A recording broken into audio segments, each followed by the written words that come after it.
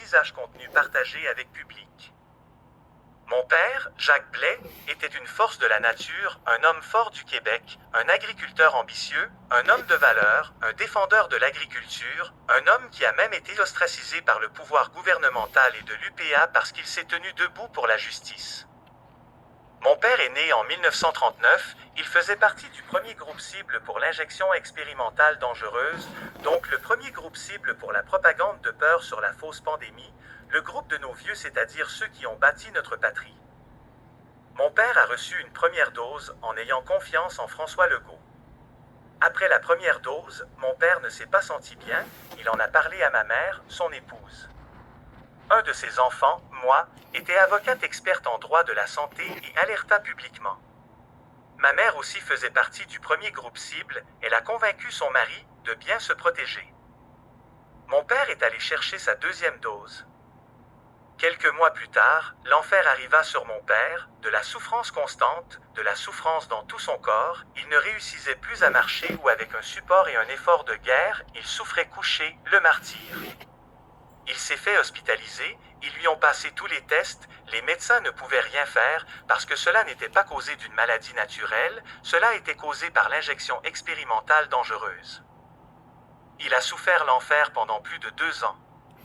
Avec ma mère, je l'ai accompagné, hébergé chez moi, tenu la main pendant plusieurs jours lors d'hospitalisation, dormi dans la même chambre en résidence après hospitalisation, je lui ai apporté tous les soins qu'il m'était possible de lui apporter. Il avait dans les derniers mois une très grande ouverture d'esprit et de cœur, mais sa souffrance atroce continuait.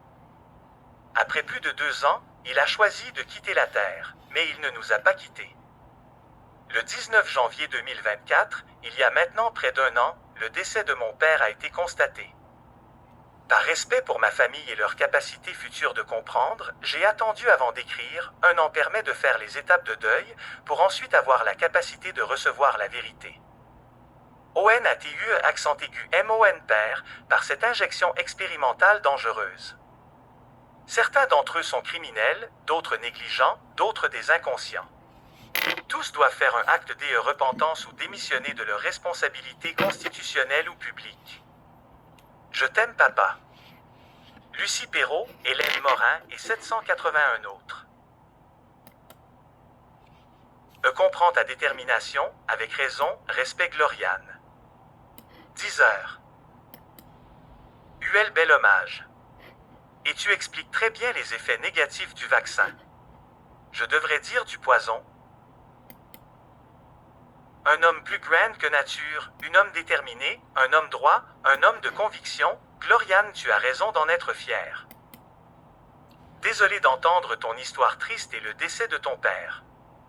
Ils ont assassiné des millions comme cela et en plus des protocoles Covid un peu partout dans le monde.